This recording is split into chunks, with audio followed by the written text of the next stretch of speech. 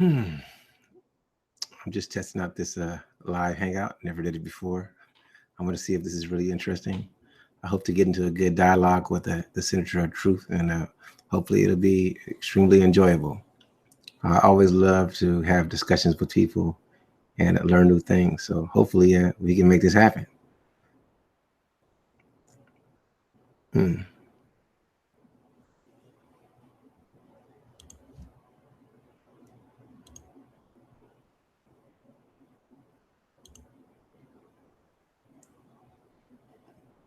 Give me a minute.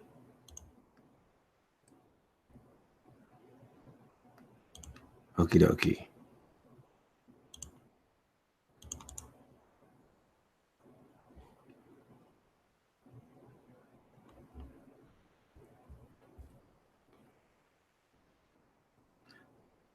This is like my first test run, so this is like so kind of awesome and weird at the same time. I'm trying to figure out, okay,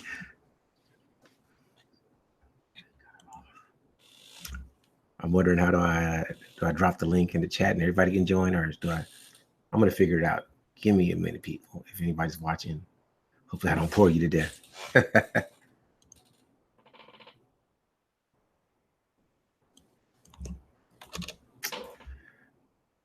And I'm happy to be alive. I enjoy it every day, and this is just an awesome experience to be able to network and connect with people through YouTube and other media platforms like this. I find it to be quite awesome.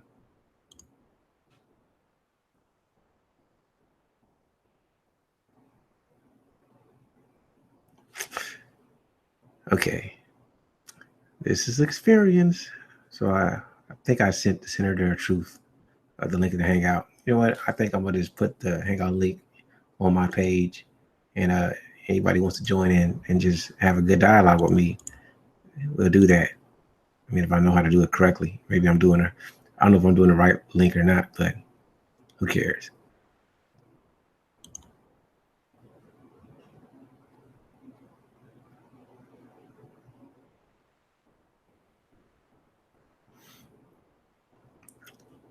They say you gotta fall a lot of times before you can stand up. And as people will know, I do not mind falling because I just dust it off and stand right back up all the time.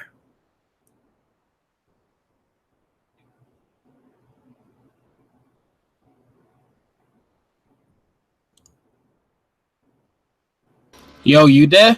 Yeah, I'm there. What's up, brother? Yeah, what's good? Yeah, sorry about that. Yeah, the reason why I asked you to do it on your channel is basically this will allow you to get more subscribers, isn't it? Because I have a Facebook page. I don't know if I sent you the link, right? On my Facebook page where I basically promote other people's channels. Oh, that's real cool. Appreciate it. Yeah, so basically I did a little write-up for you. I'll just put the link in below and you could just basically check there. If you've seen any subscribers increase already on your channel, that's because people already know about your channel. That's real cool. I appreciate it, man. So how's the day going for you? Huh? How's the day going for you? It's all good. Like just checking out what's going on in like Manchester and things like that, and just chilling at home before I go play football later tonight. So I'm all good. So what time is it out there right now? It's only quarter to it's quarter to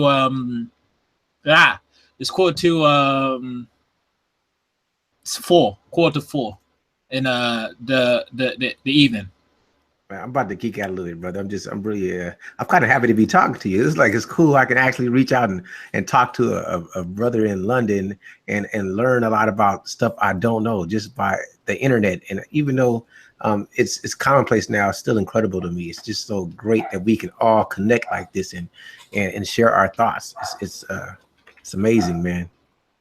Wait a minute. Let me just write in to let me just notify my subscribers on Facebook that we're live. Just give me a moment. Wait, let's go more.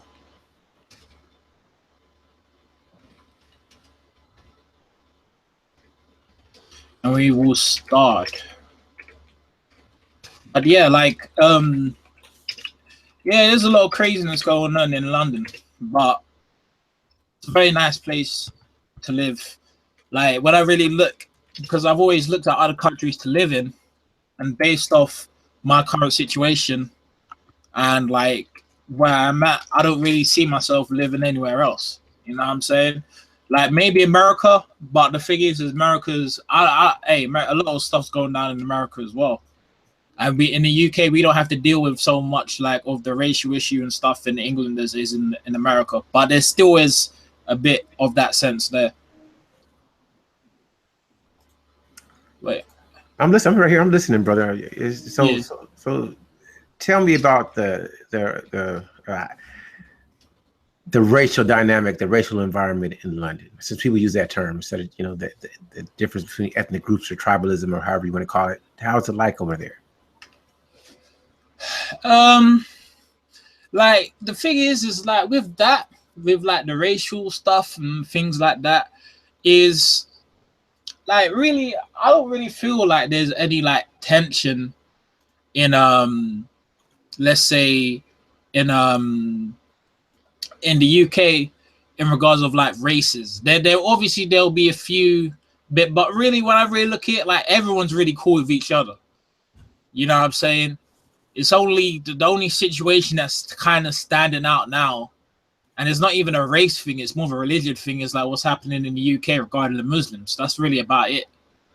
You know, besides any other religion and like any other race, we all cool. Like that's why I would say UK is probably the most diverse country in the world in terms of getting together and just knowing each other. Like we don't really care. You know what I'm saying? Like you'll have because for example, my mom works with a Chinese Trinidadian. You know what I'm saying? Mm-hmm. Like it's just that diverse. There's just so many people out there where you just be you basically you if you want, you don't even have to travel the world to get chicks of different nationalities and shit in that regard too. But the only problem is the westernization effect sometimes. But the racial dynamic here is real good. Like it's all good. Okay, I'm going to ask you some stuff because I'm so ignorant of the UK or Great Britain in general. So, what term is more appropriate to use for the area? Is it Great Britain for like Scotland, Ireland, Wales, and England, or is it the UK? I mean, well, what term you could call it the UK because really we the United Kingdom. You know what I'm saying? Like people say England, it doesn't really matter, but majority of it is like the UK. If you're like an American person, we come to you, we'll basically say the UK to make things simpler. Okay. You know, like because really you have Scotland, Wales, and the Ireland. Yeah, Ireland. Well, Ireland is you can say Ireland, and we just basically just we just call that Great Britain or the UK. It's whatever. Like everyone has different terms based on preferences. So I have a question. I know Canada is its own country, but you guys still like the monarch, the queen is still their queen, correct? Yep. So they're more like allies more than like an associate than being a part of the UK, correct? Yep, that's it. And Australia the same way, right? The queen is still their monarch, but they're still just their own country, correct? Yeah, pretty much. That's what it is, man. Like we just have our own country. So I'm gonna ask you a lot of questions, but right now I want to ask you some stuff about the political situation over there because I'm always interested in trying to understand, like from what I've heard. I listen to like BGS, and BGS always puts out some good information, and I'm wondering how Great Britain as a whole feels about the whole European Union thing, and how like Scotland and Ireland's take on the situation affects how people in Great Britain see the situation. Like the red pill situation is very big, but it's hard to be seen. That's how we could put it, all right? Because with the men here, like the men have kind of wisened up and see what's going on. You know what I'm saying? Like, hold on, brother. It's okay. Go ahead. We can go there because I was just asking about the European Union situation and how. Oh, European Union situation. Yeah, I was asking Oh, about how the European Union situation was compared, like all of Great Britain. I've heard about Brexit and how some people wanted to separate from the European Union, and I just wanted to know your take on it. But we can go back to oh that. no. I'll give you my take on it. Mhm. The thing is with in regards of the the EU, right? Mhm. Is some of the countries in Great Britain are not equipped to leave the EU. Some countries in Britain actually need the EU to survive. But because they think that, oh, we have the same capacity of power, resources, trade agreements, all this stuff, they think they could go and do it and think they're going to succeed and have the same income like England's going to have. But that's not the case because Scotland's a smaller country. Ireland, I don't know much about Ireland. I'm more focused on the Scottish thing because I don't know what about Wales and Ireland want to do about stuff. But really, that's really what they just generally do is like really Brexit is probably in modern day, I would say, is one of the best things that's ever happened to the UK in a long time. I mean, in England in a long time. Because the EU really, they're just really screwing us over, you know, in regards of they're not really giving us much, you know, like if we, how guys say, if we leave, we could bring in our own laws.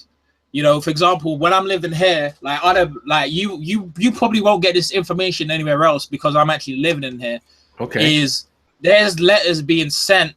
They're doing now background checks on pretty much all the citizens in the UK sending letters. I got my letter today where they're gonna phone call you, find out where you live, all this stuff, right? All these background checks, right? I know what it's for, but they're trying to make it out to be something different.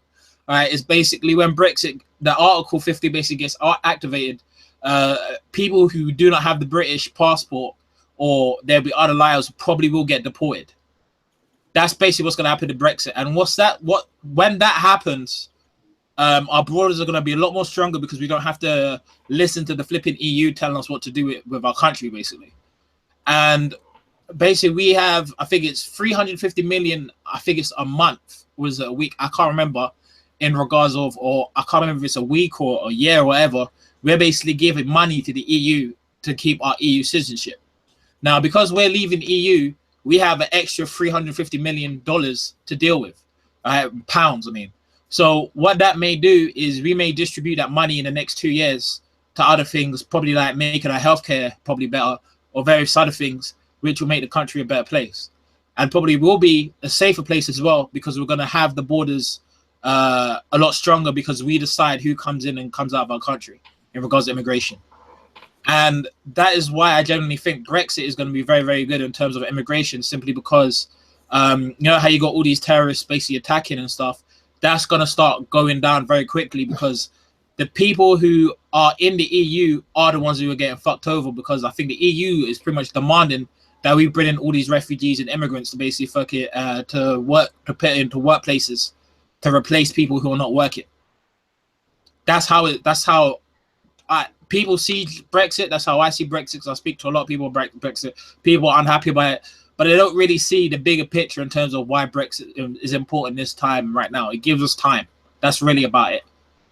Okay, I understand. So let me ask you some more questions because you seem to be familiar with Scotland, correct? So I've heard that people or some people in Scotland were talking about trying to separate from Great Britain if Great Britain separated from the EU. And do you think that has a possibility of happening with the countries together to let that happen? They want to do it, but the way I see it is they ain't really gonna get there. Cause thing you gotta understand is really what has Scotland got? You know, where they can just leave the EU, not leaving the EU or other help, and basically maintain the country themselves. So I don't think they can do it. I really don't think they can do it. I think there's gonna be problems. But it's funny how when we leave the EU, people say, oh, there's gonna be all kinds of serious consequences, which I necessarily think is not true. Because in this time, it's really about lives right now. We're talking about in regards to this, but I don't think it's gonna happen in Scotland, to be honest. I think they did a referendum in regards to that. I can't remember when, and I think they remained. Well, I can't remember. It's a long time ago. They've tried it a few times, but it's not gonna happen. I don't think so. Man, I could keep going on and on about this, but you started something earlier before we even got into Brexit. You start talking about the red pill. So let's dive into that, because that's always an interesting topic. What led you to the red pill? What led me to the red pill was realizing what love was. Like, love isn't really what love is portrayed. And to be honest, I don't actually believe in love, meaning romantic love. I actually think romantic love is actually a hoax, right? Okay. And there's many ways I could prove that. All right. And also the term monogamy is a bunch of bullshit as well, because no one's really monogamous. I totally agree. Yeah, because if you look way back in history, and you just have to use common sense in regards to this, is, you know how you could even start from the Adam and Eve concept, right? They said in Adam and Eve, right? They said one man and one woman came, and it was Lilith. I think it was Adam and Lilith. Lilith started acting bad, started going with the devil or some BS like that, and then God basically created another wife. All right. So what they don't tell you is Adam, it's a sin to not be monogamous. Well, it's a sin to be basically polygynous based off like Christians or whatever, right? Or as blasphemy or whatever they call it, right? Is why if Adam, all right, has a second wife, right? That technically makes you polygynous, doesn't make you monogamous. True. All right. Because if you look in the term monogamy really means one person for life. Yes. That is what monogamy is. Mm-hmm. It even pisses me off when I hear dating coaches using the term, oh, we're in a monogamous relationship, when they have 3 or 4 other so-called dating partners or wives, or they broken up and divorced and all that nonsense. So when I really look in terms of relationships, all this shit, I just think it's a bunch of bullshit in this modern day generation. I genuinely think that it's best off that you actually stay single, or get someone who just naturally likes you, all right, a girl who likes you, and keep her in your social circle and do whatever. And that's the plan I've been doing. I agree with that. Right? I totally agree with that. I've had a girl, I'll tell you this, I've had more success with women outside of relationships than in it. That tells you something, mate. That tells you something big time. I'm going to keep going with this. Let me make a statement, and then I'm going to continue with the questions I have for you. I believe that women deal with peer pressure much more than men. So relationships are really the sign of approval for doing stuff that women want to do by outside sources. So that's why a lot of men and women get into relationships, is because that makes it acceptable for society. And that's what happens. So many people are programmed that they want to fit in and they don't want to be ostracized, that they'll do what it takes so people don't talk about them. Yeah. Okay. So tell me this, in London, do you feel that a lot of brothers, a lot of people are red pill men in general? Big time, bro. What it is, because I speak to a lot of men, the thing you understand is the dynamic of male safe places has changed. All right, because women have now decided they're going to try and get into men's male spaces. So what has men done instinctively, which I've noticed in the UK, is they've made new male surf spaces to talk. All right. For example, male changing rooms. All right. You don't understand. Like, I have my friend, I used to go to the gym. We actually talk in male changing rooms, right? Because we don't want other women to hear about marriage, relationships, what's going on with women, all this shit, and we basically talking about it in changing rooms. And then once we get out of that changing room, all right, our complete favor starts changing.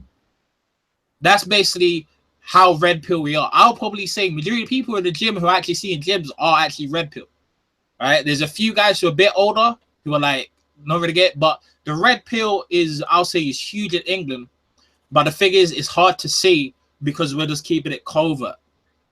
Because the way I know is I've talked to like really beautiful black women, right? Because I actually worked for a beauty pageant based on one of my mom's businesses, right? And I talked to them, and I basically train them, whatever, in personal training, things like that. And basically they say, all the guys, when I talk to guys, all they say is all they want to do is they don't want to get married. They just don't see the worth or the risk in it. And this is coming from black men and white men in England. Mm-hmm. All right. And this is from a large pool of black women, all right, who are educated, who are in good jobs, right, and have large social circles. So that's a big pool I'm basically exposed to. So when I talk to them every year when the pageant starts, and I talk to them, it's the same thing. So I know that a lot of people have woken up to marriage, and they know that marriage is not a good deal for the modern day man. So that's basically what's happening. It's red pill. It's really red pill here. There's gonna be obviously blue pill simps around, but a lot of guys have wisen up a lot here. You know, like that's why there's this lot of women are like going on these TV shows and saying, "Oh, I can't find a good man," all this bullshit. Then all of a sudden you see all these dating reality shows becoming very big in the UK, is because sometimes men are just not dealing with women on the level they used to back in the day, even from 10 years ago. Even I know this, and I was a teenager then. So tell me this, is there a lot of quote unquote dating going on in London? Do a lot of people go out and with each other, men and women? Yeah, but the thing is with that is they'll either go to like a nightclub, or they'll go to like one of those bars or shit like that. That's really what happens in London. You know, that's really what goes on. They go out and do stuff, but it's really it's more of a drink. It's more of like a lad culture / drinking thing. It's like everyone in London is like everyone has to drink, and I'm like, it's like I ain't really about that life. I'm not someone who goes to the club drinking and doing all this shit. So it comes to that point in clubbing as well. But they tend to go out. You know, they do tend to go out. I know a lot of people like that in the UK. Yeah. So just tell me about the ladies in London. How are they in general? Are a lot of them angry because they're not getting into relationships or marriage, or are they still hopeful? I would say they're angry. I don't know what it is. Even when I'm walking around in the UK and things like that, right? Is that you be walking as a man, right? And you just get this weird vibe, and sometimes you just look at them and like sometimes they have this energy about them. You know, and I'm like, why this energy? You know, like people be screwing people, but there's times where the chicks in London, you could approach them. They're very approachable anyway. You know, there's times where people will strike up conversations on the bus stop and shit. You know, and it just really depends. But the chicks there are okay. The only problem is the marriage part. I wouldn't recommend getting married to one of these women here, simply because of the marriage courts is very rigged in regards to that. But you sometimes could find good chicks, but they're hard to find here. Okay, so let me ask you a question. Are you opposed to marriage? Am I against it? Yes. Yeah, I'm against it. Okay. So there's yeah, go on. So there's no possibility ever in your life that you would see yourself getting married to a woman? No, never. What about having children? What about children? Would you want to have children? Nope, never have children. Okay. So let's speak hypothetical. This is all conjecture because I know that you would not get married, and I know that you All would right. want to have children. But so if you were just trying to choose a woman to be your primary woman, Yeah. what qualities would you look for in a woman? What would you want? All right. Really, the qualities I look, because there's a lot of guys out there who say they want a woman, they don't know what they want. But I'm one of those guys that actually researched and checked what I would actually want. Right, that's very important at a young age. What I would definitely say is I need someone. I would say someone is loyal, but finding someone who's loyal is unlikely because women ain't really loyal. Their inherent nature is really to be disloyal because they're actually loyal. They're as loyal as their options. So really, I don't really like mess with that. You know what I'm saying? Like I don't really mess with that trait. Another trait would probably be someone who is in shape, or someone who I could relate to in the gym, or someone who's like a fitness person, because I've dealt with many chicks of different nationalities in the UK, right? And what I always tend to notice is the best relations I have with the chicks are the ones who actually, go out and basically work out and shit. So that's definitely one of the traits as well.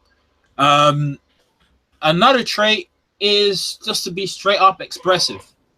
Like if she has something to say, even if it's bad or good, she just needs to flip and say it. I don't really like someone who just keeps shit to themselves and expects you to be a fucking mind reader. That pisses me off big time. Where there's gonna be times where they ain't really communicating on shit. You know what I'm saying? Because there was like this last relationship which pretty much just sealed the deal. I was thinking to myself, what's the point of getting into these relationships anyway? All right, because literally in this whole one relationship just proved, right, my whole point. Because there was a time when I was ingesting a red pill, I was in a relationship at the same time. All right. So those are the traits I really look for. It's not really that much. I'll say loyalty, which is going to be hard to find, a chick that works out, and a chick that really expresses herself, just tells her like really what's popping. And probably someone who's like a freak in the bed, because I'm just someone who does anything. You know what I'm saying? I don't give a fuck. Okay, let me ask you. Let's continue this. So I want you to give me. You gave me 3 things that you want. Give me 3 things that you don't like that you can tolerate, and then give me 3 things that it's an absolute red flag that you would not deal with the chick. Can you do that for me? All right, yeah, I could do that. So the first 3 things the first 3 things I would tolerate or won't tolerate. 3 things that you don't like but you'll tolerate. Like it's not a turn off, but it's not something you like. And then the rest would be like 3 things that you just if a woman does it, she gets to axe. All right. One is definitely I don't like it. Well, I can't say that. One thing I definitely can't tolerate is a chick that cheats, which is just kind of blatantly obvious. I just won't tolerate that. I will basically kick her to the fucking curb as soon as I know she does that. I ain't giving a bitch no chances. 2 would probably be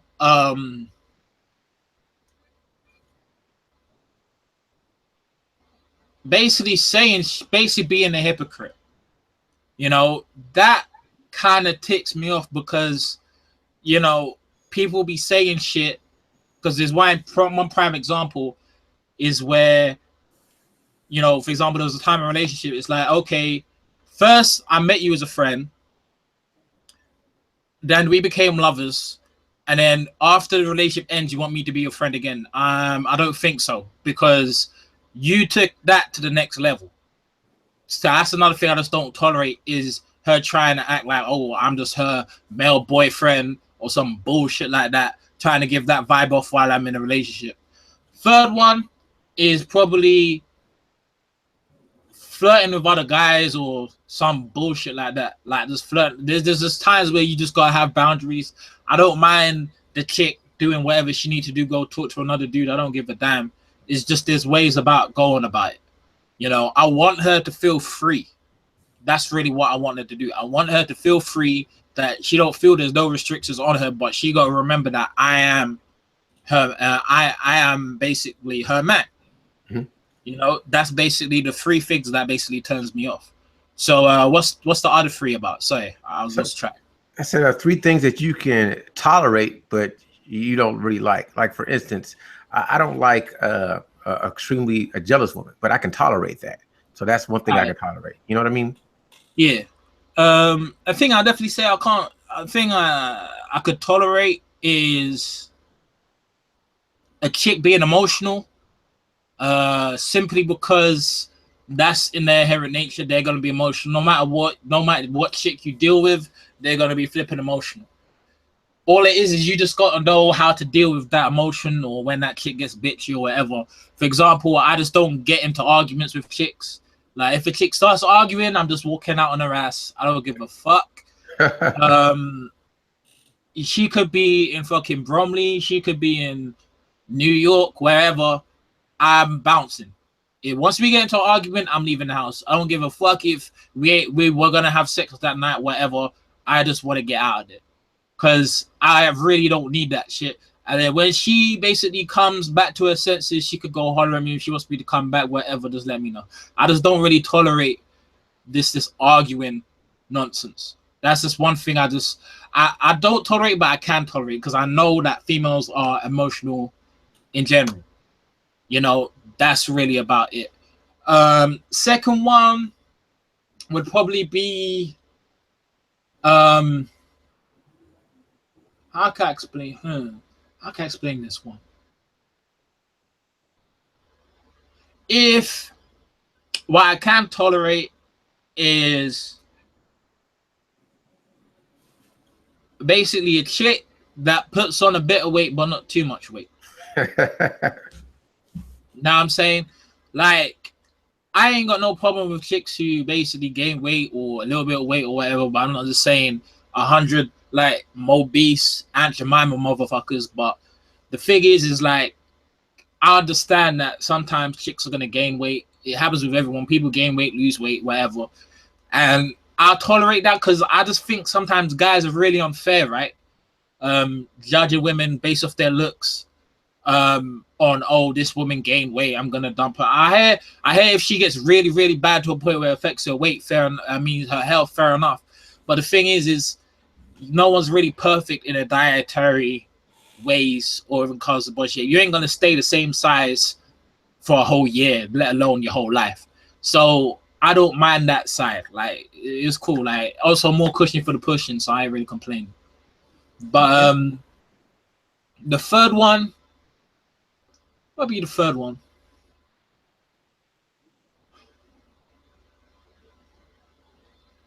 A chick that talks too much. I don't mind. I could tolerate that because the reason why I could tolerate that is really when a chick's doing too much talking, it just makes my job easier. Meaning, real talks, because it's like a lot of guys you just complain about women talking too much, don't really know much, because it's like. The thing you gotta understand, like I tell guys, look, sometimes you gotta understand females like a man of mystery. All right, they like a guy who's unpredictable or sometimes doesn't have their feelings unclear for them. So if a chick's always talking, the more she's talking, the less you reveal of yourself. So when she continues talking, what it also allows me to do is get more information over her than she has information over me. So in a way, I kind of got the upper hand. That's why I always like, I could tolerate a chick that talks too much. And also, I could just, let her talk and I could say, boom, here's my phone number. Let's hook up. She'd be like, oh, okay, cool. Because she knows I just sit there, just listen to her and report. It was just so easy. I don't have to do shit. So I don't mind her, just talking too much. That's about it. I'm going to elaborate on that. I talk to a lot of ladies, and one thing I've noticed is that women are more, like you said, emotional. So they will talk because they want the details, and they want to give you the details because they want you to either visualize or they want you to visualize. So once you can see it, then most likely you will empathize. And it seems that a lot of ladies are big on empathy. So that's really why they probably, just from what I know, is why they talk so much, is to make sure that you see what's going on and you can feel it, because they're real big about feelings. You understand what I'm saying? Yeah, I understand what you're saying. And I'm pretty sure you agree with that, right? Yeah. Okay. Yeah, I agree with that. Because it's really, when it comes to women, it's just their feelings, man. You know what I'm saying? It's just really, it's just through their feelings. That stuff can sometimes annoy me, but I say, hey, look, it's not going to change, so you're just going to have to find ways to deal with it. So that's what I do. Okay, there's a word that's been floating around a lot, and I want you to elaborate on this word and the differences of what I'm about to say. So the word is simping. What I believe that a lot of men want to be providers. What is the difference between being a simp and what is compared to being a provider? All right, basically, a simp is basically someone, because the thing is, a lot of people throwing that word around and not really using its true meaning. I see that especially like in the MGTOW red pill community. I'm like, dudes be calling simps when they ain't simps. All right, basically, a simp is someone who will still be basically giving off this one-sided love or appreciation for someone who really don't give a shit about them or just straighten up disrespect them. Where guys just don't have self-respect for themselves. So basically, they'll be simping. You know, that's really my definition of what a simp is. It's someone who basically keeps giving love when it ain't reciprocated, and sometimes when they just basically get disrespected, and the men just basically put themselves in a situation where they get used as a disposable utility. All right, some guys put that on themselves. Now, a provider is someone who is a man who's, you know, strong, upright, someone who is probably a traditionalist or, you know, a family man who just basically wants to have, you know, a strong family nucleus, or if they don't want to have a family nucleus, basically provide for the woman, but the woman is doing her role, you know, in regards to that. That's why I'll call the difference between a provider and a simp. That's the difference. Okay, I want to ask you some more questions along these lines. So, can you define what a woman's role is in a relationship? Easy. To get fucked, have babies, and what else? What's the third one? To receive a man's presence and help the man. That's the three roles of a woman right there. So what's the man's role in a relationship then? Man's role in a relationship is to protect, provide, and to procreate, basically have sex with her. You broke it down in like layman's terms. So let me try to throw a devil's advocate in this. Yeah. What if you have the woman she wants to provide? I'll kick it to the curb. Because the reason why I'll kick her to the curb is because she, like, I ain't gonna go to a front where I say, look, if you wanna, you know, take me out to dinner or, treat me, fair enough. But I want to be the person, if you're living under my house, I'm the one who leads you. I'm the one who basically dominates over you. I'm the one who picks where you want to go and date. Where we go and date. Because really, that's what women want. Women really want you to take the flipping lead. That's what women really want, is just a strong leader who just leads the woman to do whatever. Or what she wouldn't want to do is just want to look hot and gay to get fucked. That's all the woman really wants to do. All right, she don't really want all that responsibility. All right, because then that puts her in her masculine role. All right, so what tends to happen is, if I'm someone who, if she earns more than me or whatever, or, I'm living under her house and she's paying the bills and all that shit, I ain't gonna be dealing with that. That's just the way it is. Like, I don't want no chick to provide for me. If you want to do a little treat here and there, I'm all down for that.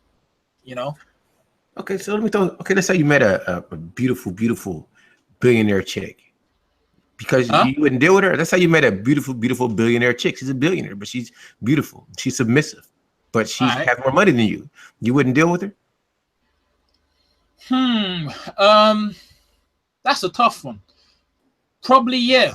But the way I'll do it is just make sure that she ain't using much of that money on me, because she gonna as soon as more money and resources get involved with her man, that's where she's gonna try to start demand shit.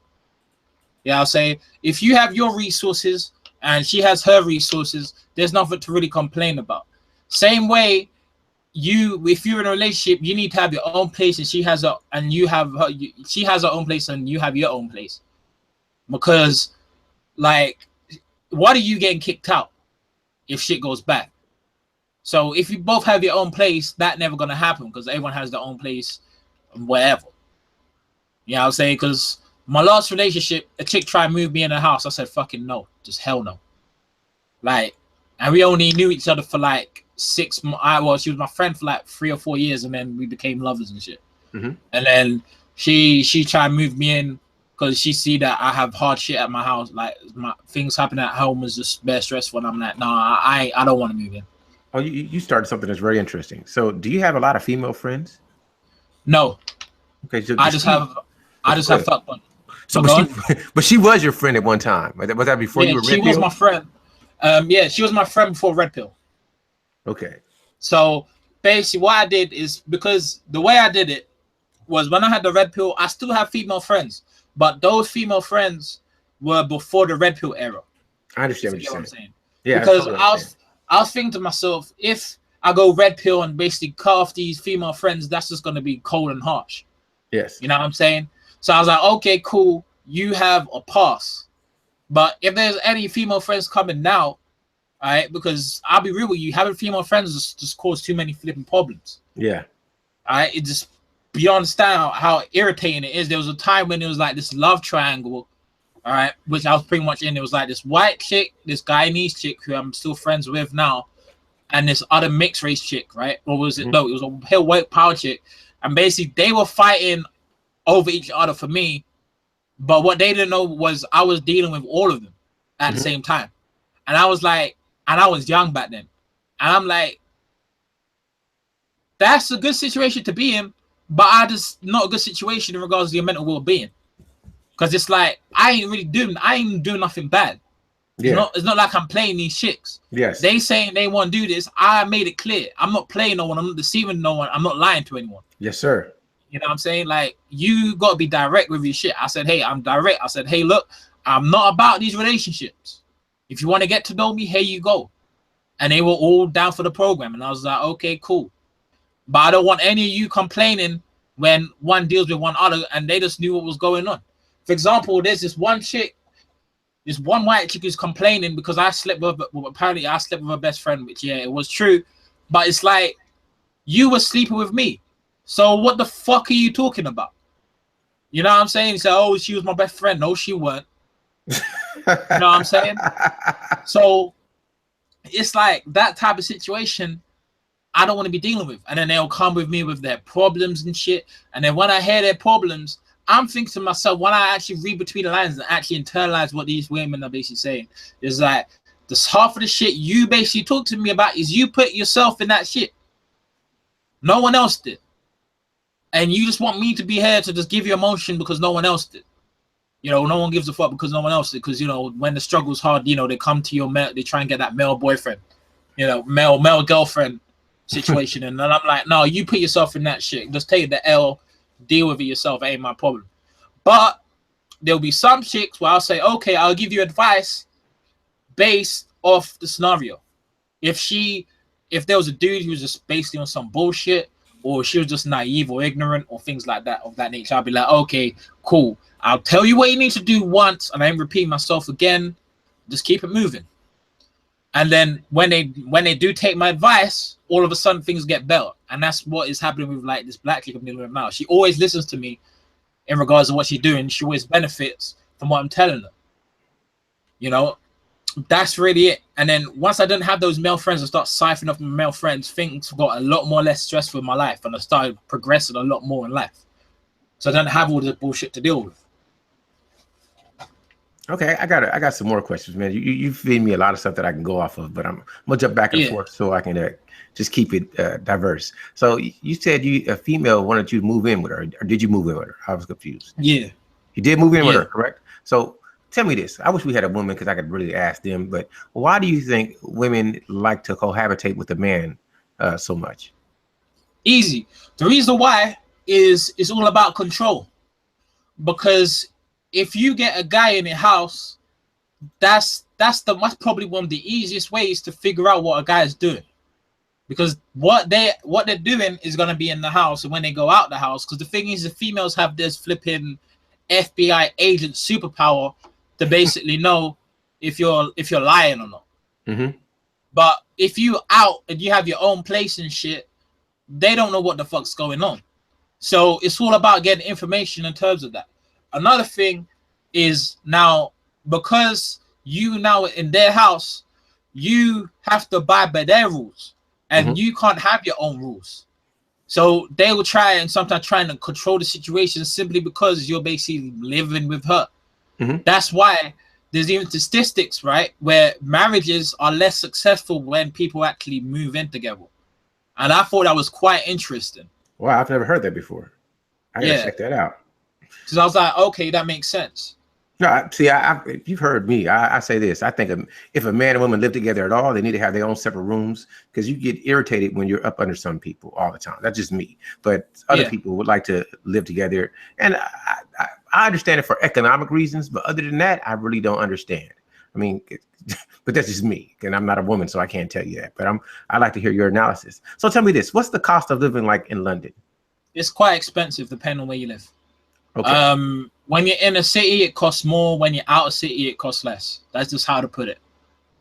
Okay, so let's say you were a young man coming up trying to live on his own in London. Would it be feasible for them just with their first job, or they would have to get like a flat with roommates? They could do it on their own. It's just a matter of getting the right salary. You know, for example, me, even though I'm living in my mom's house, I'm actually building a business to earn about 90,000 a year. Okay. So that's really, in regards to that, it's really, if you want to put enough work in, you can get a good place to live. Okay. You know, you could be living decent. It's gonna be a bit expensive, but you're gonna be living decent. But there's a lot of perks of living in London. So yeah. Do you need a car to live in London, or is public mass transit great? Wait, go on. Is mass transit plentiful? Is it good mass transit, or do you need a personal automobile to live in London? No, you don't. I would say London's probably one of the most accessible, let's say, cities in the world, to be honest, in regards to their transport. I'll probably say their transport is some of the best in the world. Simply because you could go anywhere. There's probably 3 or 4 different routes to get into one place, and it will be just less time. You know, it's really is a privilege to live in London in regards to transport. Like the reliability of some of the transport is quite very good. For example, you could look at a timetable. That bus matches the timetable. That's how good London transport is in regards to that. So you don't necessarily need a car. For example, me, I'll just show you, right? Because my live stream, my channel is actually my cam could actually probably show you this, right? And let me just show you. My days. Where is it? Yeah. All right. If I show you on the camera, all right. No, if I see it. If I show you on my camera, I have one of these. It's basically a freedom pass. All right. This allows me to pretty much travel the whole of London for free. All right. I don't have to pay a single dime in regards of traveling in London. And those are some of the privileges you have in the UK. All right. You could travel around the whole of London, UK, and that cuts your cost significantly. Sometimes if you have a freedom pass, you don't need a car. That's how good the transport is. That is awesome. That is awesome. So, okay, you have me, a U.S. guy coming to London. What spots would you want to take me to? What do I need to see? What do I need to do when I come to London? All right, what you need to see. All right, keep it predominantly London. All right. Westminster is a nice place. The House of Commons is a nice place. There's also Blue Water Shopping Centre in Kent. That's all like on the outskirts of London. A very nice shopping centre, nice scenery. There's also south some of the Westfields, basically the big shopping centres. One in Stratford, one in Shepherd's Bush. There's Piccadilly Circus, somewhere in central London where all the tourists are. There's always a tourist there every day in regards to that. You always see different people, different nationalities over there.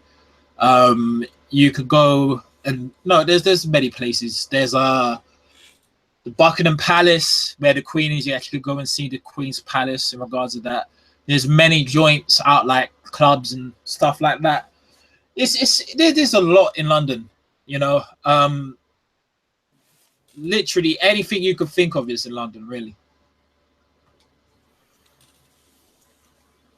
That's pretty awesome. That's pretty awesome. So tell me about the hookup scene in London. Is it more person to person, or is there a lot of internet dating going on? Internet hookup. Both, but it tends to be what I tend to see is more person to person. They use online dating. I ain't gonna lie. But they more keep it face to face. For example, they'll be trying to talk to chicks in bars.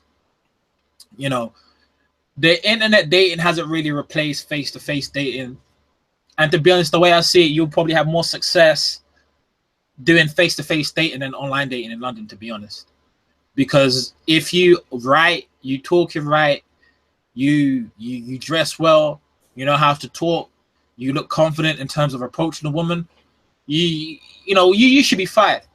You know, because there's times where I'll be going to my clubbing days, I'll be talking to chicks, they'll be taking me to their party, or they'll just be taking me straight to their house. You know what I'm saying? Like straight up, it's just if you got the game and you got the right people around you, like the right social circle. For example, I got a friend, name's called Kenroy, right? He basically got me into like the clubbing scene and shit. And he's a really social person in like a town, right? And once you know the right people, you could be getting a hell of a lot. You could be doing a hell of a lot of hooking up. It's a lot more easier than say the US of A, because what I feel based on what I've seen and what I know, basically speaking to people, is a lot of people are more accessible there. You know, you just need to do it the right way. Okay, so tell me this. I'm assuming you have friends from various ethnic groups, correct? Yeah. Okay, so coming from a black man's perspective, what is the appeal of the black man in London? Is it a high priority, high commodity type of person, or are black men low on the totem pole when it comes to the ladies? Wait, say that again. Like, okay, for brothers coming from the USA that want to come to London, what would be their chances of hooking up a woman? Would it be relatively high, or would it be relatively just what it is? High. Okay. It'll be fine. There won't be much of like a so-called difference. It's not like, oh, you just come from a third world country or something like that, and you know, chicks would just be hollering at you simply because they know that you're from a developing country or developed country. I would say it's no different. Like, go in there, you just gotta do what you gotta do, and you should be able to pull through. That's really it in regards of like people come from the US of A, man. Are there a lot of Americans over there that you run into? I don't really see many. I know some who've gone to America, but I don't know people directly from America. You know, they just tend to really just chill. Like, they're just really, I don't know. Like, I don't really see many Americans here, to be honest. You know, I see a lot of different ethnicities, but I don't see a lot of Americans, surprisingly. Okay. What about Mexicans? See Mexicans over there? Yeah, there's Mexicans. The thing is with London, right? It's very weird. It's like the different cities you go has a certain ethnic background or blueprint to it. Mm-hmm. It's very interesting. It's what I noticed about London. For example, if I go down somewhere called Tolworth, there's a lot of Koreans down there. If I go down to Tooting, there's a lot of Islamic Indian women or people from that country there. If I go Brixton, it's a lot of them are predominantly black. You know what I'm saying? It's all the different areas you go in London. That's why I said, like, at the beginning, you just have to go to a different area, know your areas, and then you can get the type of chick that you want. Okay. Literally, because here is just basically an international let's say, airport in regards to that. It's like go to different airport terminals to get the different chicks that leads you to different countries. That's how it really is here. But you have to watch out for the westernization of them. That's really about it. Okay. So tell me this, like in America, we have a lot of, different like food, like Mexican food, Chinese food. What's like, and I think like Italian food is really, it's big here. What's the biggest type of food in London? Like, what is it? Whew, I don't really think there is a big stand-up food in London because, like, obviously there's the British dishes, but the thing is because we're so multicultural, there's not really much dishes that is really big in the UK. Tell me some British dishes. I don't know any British dishes. There's something called shepherd's pie that's full of potatoes, mince, and basically creamed potato. The full English breakfast. What's that? Where you have sausages, eggs, beans, sometimes beans? Chips. Yeah. That's crazy. Just for me. So you guys don't eat pancakes and waffles and stuff like that for breakfast? Not necessarily, but we sell them. Okay. That's just really about it. Those type of things. Fish and chips as well is I'll say is one as well. Fish and chips is very prominent in the UK. There's probably a fish and chip shop everywhere, So that's another dish you could basically put in there that's British. That's crazy. Tell me some more. You tell me stuff I've never heard of. Now my ignorance is shining. Now I've never heard of beans for breakfast. That's crazy, brother. It's not crazy, but just to me, I would have never expected that. Yeah. So those are the type of dishes we eat up in London. There's a lot more like scrambled eggs and toast, egg soldiers, where we basically boil the egg and then we basically put bread inside the egg and then things, all kinds of crazy stuff like that. But yeah, we have different dishes. So like we got the hamburger. What's your guys' staple? America is known for the hamburger. Go ahead. We still have that. We have hamburgers. That's why we have all those fast food restaurants. So hamburgers, you can buy them in supermarkets. You can buy them in fast food places. So yeah. Okay, but what's the trademark Great Britain food? Like the hamburger is the American thing. What is the American? The Great Britain thing? Because all I hear is about is tea and crumpets. So I'm just curious about what is the London thing? What is the thing that's is when you go to London, you got to say you've had it when you go to London. Trademark. Probably fish and chips or scones. That's the one. What's a scone? Yeah. Like ice cream? Scone is basically like it's like a cake. And it's like a bun. Oh, and hot cross buns as well. Those ones too. So those are some of the, you can't really pick one because there's so many iconic let's say dishes in England in regards to that. So definitely, yeah. Okay, I'm gonna ask you something unorthodox, at least in my opinion. What is something that an American man would say that would piss somebody off and we wouldn't know that it was offensive? In England? Yeah. Well, the thing is within London, like not many people in London get offended to stuff because we have such a high banter. Basically, we joke and thing about. Sometimes you could say stuff and get away with it that won't necessarily piss someone off. But if you say that in a different country, it may tick people off. But what I would definitely say is, calling someone like a wanker, that could sometimes tick people off. Faggot, FAGGOT, things like that. Does faggot mean gay over? Like, is it synonymous with how people derogatory for gay over there, like it is over here? Yeah, same thing. Okay. Yeah, pretty much. But faggot. The word faggot was actually, I think it was actually coined from a British dish. That's where the name for it came from. But now we use it as a term of telling someone to basically, yeah, that's basically it there. So yeah, that's a crazy term, man. The reason why is because like In America, dudes could be, they could be like friends and be like, man, you fucking fag. And they're not meaning it to be disrespectful, but somebody else hear it, now they pissed off when they're not trying to disrespect you. But if you take it as such, then that's how you feel. I just find that some words are just crazy, man. Yeah, it is. Yeah, we got some crazy words. The thing is as time goes on, we always have new words. Oh yeah, it's true. So it's just, you know, because I have nephews and stuff, and they be talking some words I don't even know about. But there's still some old school names that is still used. So it's what is crime like over there? Crime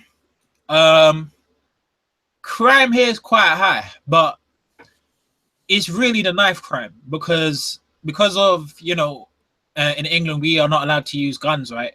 Yeah. People tend to use knives more than guns. Mm-hmm. So that's really it. So knife crime is quite high in the UK. But besides that, like, I can't really report on a crime, but really there's a lot of, you could hear on the news every day that someone's doing something bad. Let's just put it that way. Are there, but just, you know, so I'm from Los Angeles, the home of the gangs. Are there a lot of gangs in London? Oh, there's a whole heap. But the thing is, with those gangs, you don't know about them. Mm-hmm. Well, you know about them, but you don't see them on the streets. Okay. Because they just dress, sometimes they just dress normally, and you just don't know. Have any of our Western gangs made it over there, like the London Crips or the London Pyrus? Oh yeah, there's one. I think it's the Crips. They try and make a London version of the Crips, and I'm just like, is this? I even see some of the videos. I was thinking, oh, what's wrong with these guys? You know what I'm saying? What's wrong with these people, man? You know, and they're you know, wearing masks and stuff and doing Crips. So I'm like, I don't want to be about that life, man. I hear you, like, brother. I'm just curious. They could do whatever, but it's just sometimes it's like they ain't really about stuff. They ain't really going, like, you know, causing up shit. But it's just a name sometimes, the way I feel sometimes when it goes up. But they have many gangs, but there has been one that has basically based off the UK, like based off the US in regards to Bloods and Crips. Okay. So yeah. So tell me some stuff about you, man. I asked a lot of general questions, but specifically, tell me about what's your passions. What do you like to do? What are your hobbies? I like to do personal. I actually had to take a break for personal training because of some personal issues. I like playing football. I like basically doing YouTube. You know, as you know, I'm a YouTuber. I've read a lot of books. I'm very passionate about autism, basically finding solutions regards to autism. So I basically work with a charity, or let's say organization or company, whatever, with a black woman to basically help give solutions and basically ideas of how we could basically make all people with autism in England or in London a better place to live in. So that's basically what I do. And also I like watching football as well. I watch a lot of football. So yeah, and I play some video games, but not so much. Mm-hmm. You know, I only really have 2 games on my PC, and that's the only games I really play. You know. What are the 2 games? Pro Evolution Soccer 2017 mm-hmm. and Street Fighter 5. Those are the 2 games I play. Okay. When I was younger, I used to be into a lot of video games, but I actually toned it down because I realized that, you know, you went really lucky when you played all those video games back in the day. You probably wasted a lot of time. You don't realize it. Yeah. So I just stick to 2 games. I'm probably gonna get a place. Pretty much when I get my money up, because I'm actually going down to the States. If not this year, probably be next year. I just need to get through to my family. I'm going to New York. Mm-hmm. Basically, yeah, I'll be getting a PlayStation 4 and just get that when it gets cheap or something over the UK and just buy one. So yeah. Would you consider yourself a minimalist? Yeah, I'm a big minimalist. the thing is, I do live in a minimalist lifestyle. I save a hell of a lot of money. That's why I could just like buy stuff and still have money, because I know how to make the money work for me. You know what I'm saying? Like, I have my own finance. I know I'm also qualified in business, so I know how to basically account my money, you know, for the week. I know how much I'm actually using, how much I'm analyzing my expenses that I'm actually using. So I don't really, I've never been really broke. You know, I never really had to ask people for money when I started making my own money.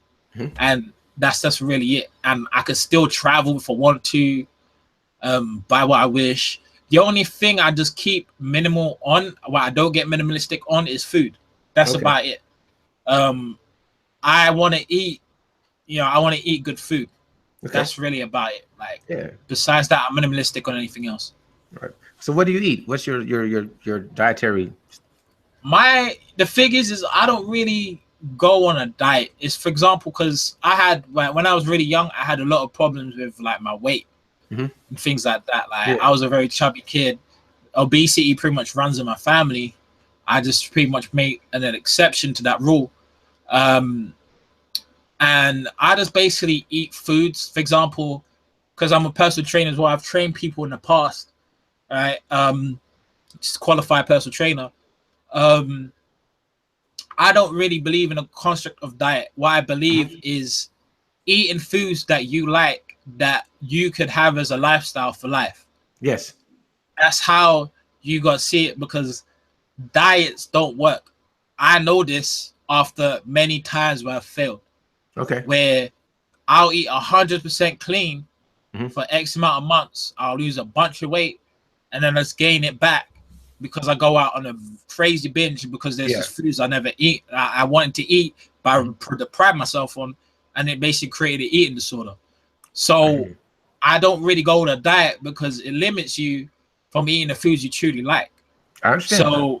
So you really, like, if I told majority of the people who are trying to lose weight or get in shape is stop going on diets, start eating like healthy and unclean at the same time, you'll get better results, because you can stick with that in the long run and probably for life, because it's for your own lifestyle. I agree with that. So like so let me ask you some questions. Like, you know, some people, they go vegan or they go vegetarian.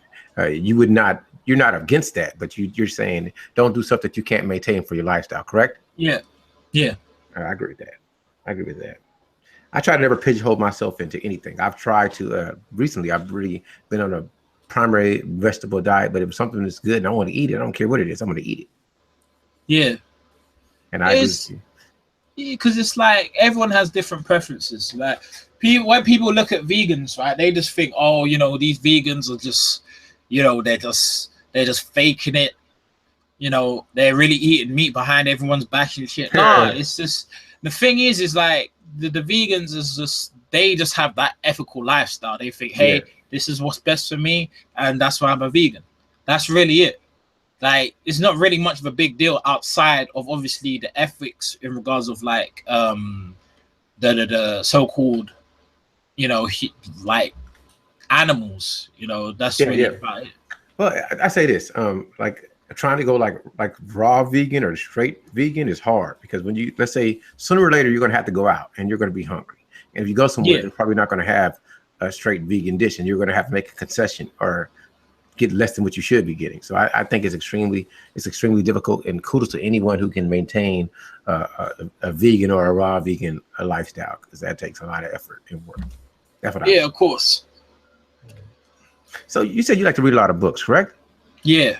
So I know you're really into the 48 Laws of Power, but other than that, name at least 5 to 10 books that you recommend everybody absorb. It depends what you want. For you, just for your personal preference, your 10 best books. Learning How to Play and to Win by a guy called David Sterling is basically a book in regards, basically talking about video games, in regards of how video games could actually, how you can actually play like video games and apply it into your life, which was actually an interesting book. I try to explain to people, you can actually use video games to improve your life. It's the way you use them, you know, and that's basically one of the books, because it's like there's this negative stigma in regards of video games or things like that, in regards of time wasting. It's all depend on how you use it. For example, an example I came up with, which actually gave me help in the book, is, say for example, you have a long ass YouTube video that you don't want to necessarily just sit down and watch. You could get like, you could play like a PC game,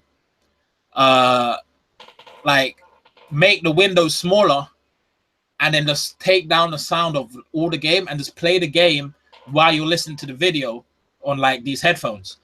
And that basically beats your ADHD and things like that, like attention deficit disorder and things like that. And you basically could just play games in regards to that. Another example was when I used Pro Evolution to help me on the football pitch, which was quite interesting. Where I actually understood certain playing styles to understand me as a player on the pitch in real life. And, you know, that's a really good book, Playing to Win by David Sterling. Obviously, the 48 Laws of Power, which I'm doing a series on. No Moreness, the Nice Guy. I think that's a very important book, simply because if you're someone from a single parent home or things like that, it basically teaches you, it gives you activities to break out of the so-called nice guy mode and basically figure out how you basically could succeed in like a single parent home and basically reclaim your masculinity. So that's definitely a book that stands out to me. What else is there? There's a book, there's a lot of ebooks from Brandon Carter. Is basically a fitness YouTuber. I'll put a link down below. It's basically this black guy. He's like a big fitness YouTuber. He's like on a different level of fitness in regards of value. Like, this guy is literally a hotbed, right? Because this guy is like a millionaire, and he's just bringing out flipping free ebooks and shit to teach you how to get rich and all this stuff. And his methods work. Like, it's that crazy. The methods work, you know. Because I had friends who, like one friend, for instance, he made his own like little logistics company, and he was making 100,000 a year, and he didn't need to do shit. All he needs to do is just come to a couple of meetings, and he's getting 1,000 a year, and he's just playing flipping video games on his PlayStation 4, and he lives in a little apartment. And I'm like, hey, it is what it is.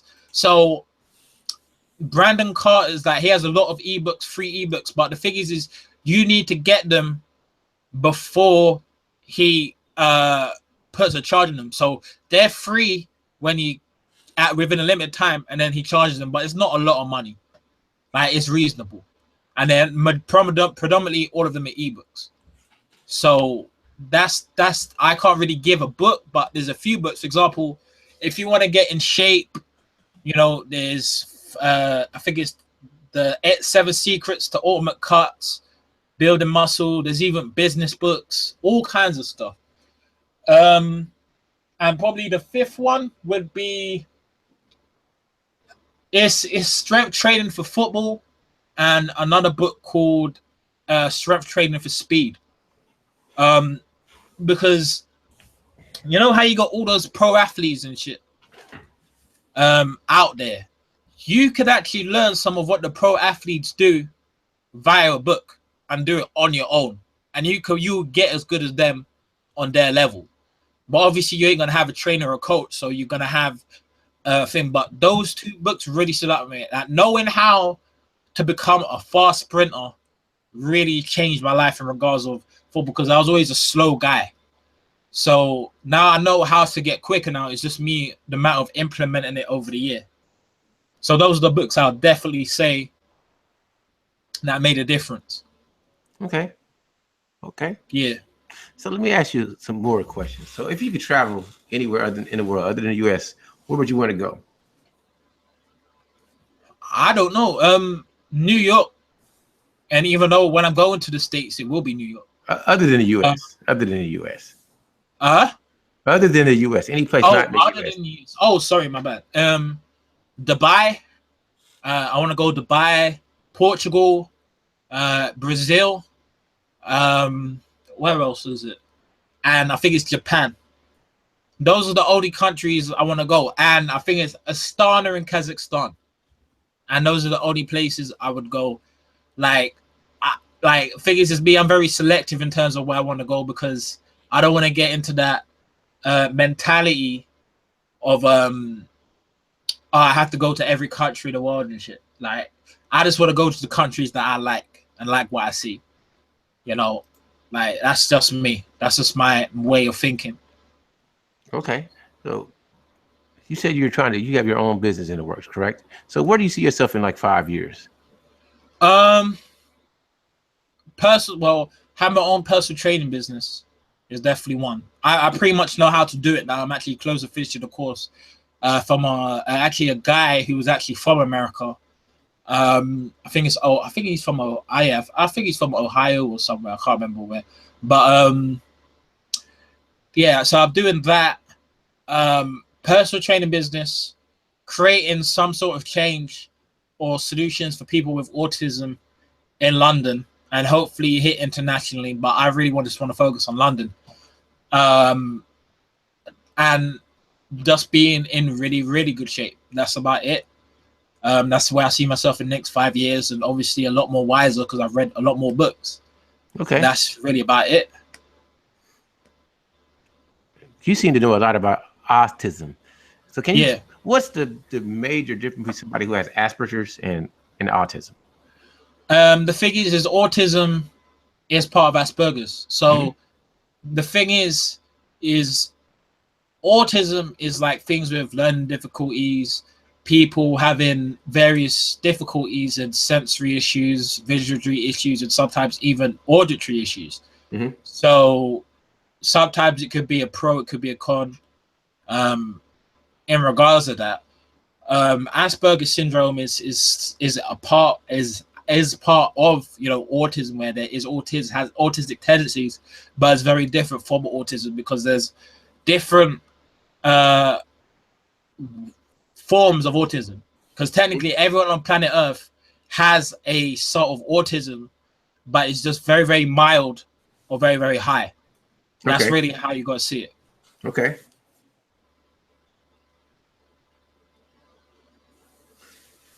Man, I don't even know what else to keep asking you about because I asked you so much, man. Tell me something that you just want to share with me that it'd be interesting for me to know about you or about anything.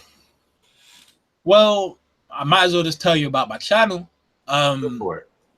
Yeah, like the channel, because I actually had an old channel where back in the day where I had my YouTube channel. It actually started off on Facebook, but that started off kind of wrong. Like, I just used to talk about shit on Facebook, about women, life, all this shit. And people saying, oh, why do you keep talking about women and talking about this and that? And I'm like, you don't need to listen to my flipping video. You have a choice to click on it or not. You don't have to check it. All you have to do is hear the first 5 seconds, I'm going to tell you what the video is about. So you listen to it. You know what I'm saying? And it's like I get inboxes, people on my Facebook. That's another reason why I left Facebook. A whole bunch of negativity and shit. I was like, I don't need to deal with this shit. Half of them make my friends anyway. They're just trying to act this what the number on their friends list. But I'm like, yeah, okay, cool. We on Facebook, whatever.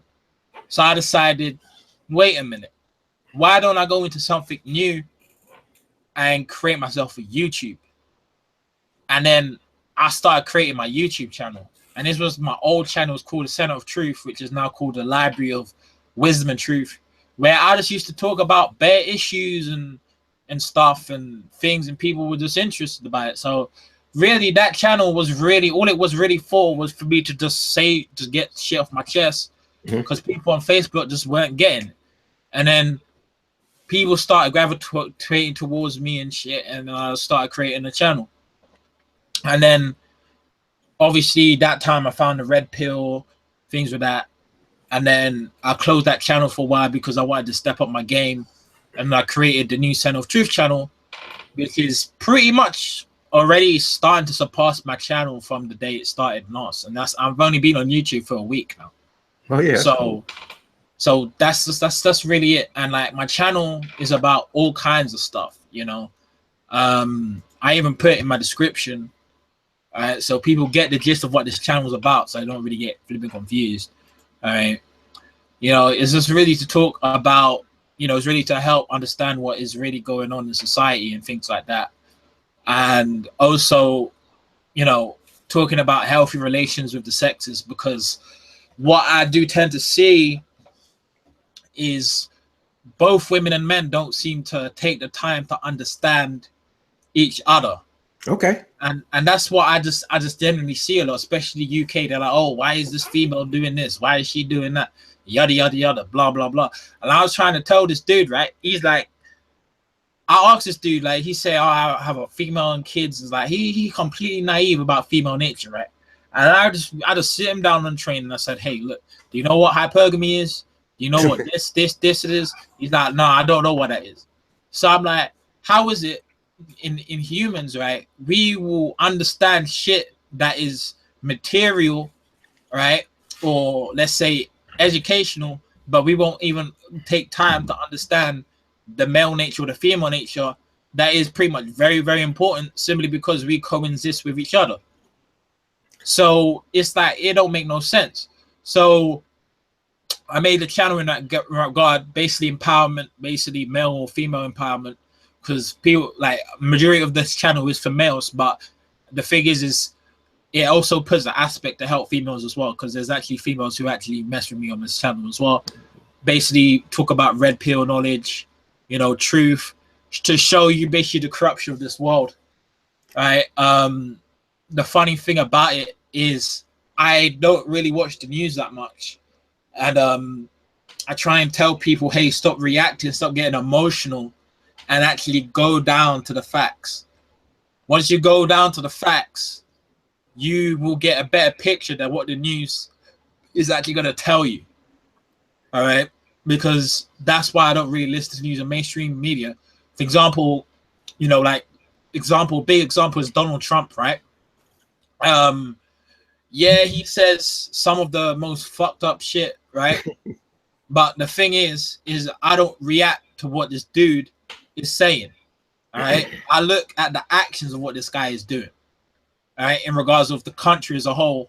All right, same thing with all the politicians in the UK as well. All right, because I've been in the House of Commons, I've been in the House of Parliament, you know, and the thing is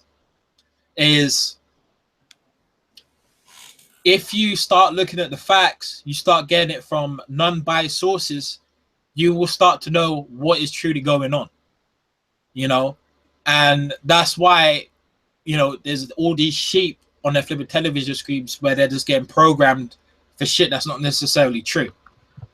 All right. For example, I don't know if you saw the photo of, you know, Donald Trump, where he went to the inauguration and they showed a picture of Obama's inauguration and Donald Trump's inauguration, and they showed a picture of significantly less people at the inauguration compared to Obama. Yes. But the funny thing is that photo was based off the very end of people actually leaving when everything was finished, to basically give you that look that less people actually turned up. So that's how messed up the media is. Oh yeah. Right? You know, I agree with you.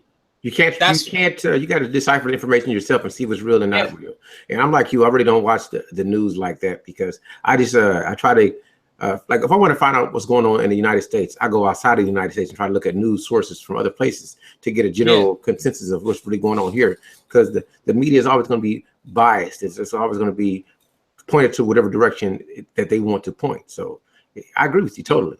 Yeah, straight up. Because when, like, what people don't know about Donald Trump is that I don't even want to argue with people in regards to Donald Trump. Like even my mom, right? Is I'm trying to tell my mom, like, she thinks, oh, because I'm supporting certain things that Donald Trump's doing, she thinks that, oh, Donald Trump is my hero. I didn't say that. I didn't say Donald Trump's my hero. Because I support some of the things he does. All right, there's certain things I disagree with. He's not my hero. Is the fact is I look at the actions that this person's doing, and I agree with some of the actions this guy's doing. I understand. Right?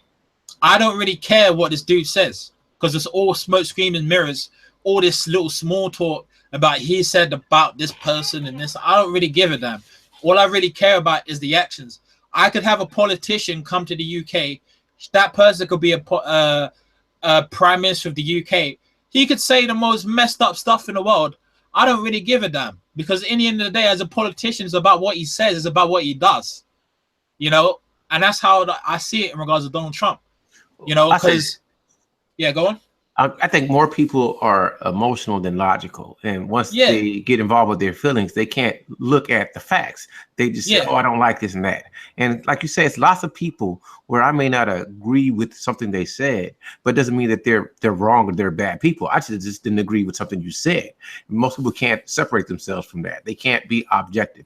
They turn subjective, and then once they don't like you, they don't like anything you say, even if it's the truth. Yeah, because you know, it makes me laugh how, you know, you could have a change of character, right? A change of president, right? And then because of that change of president, certain things can't be put through.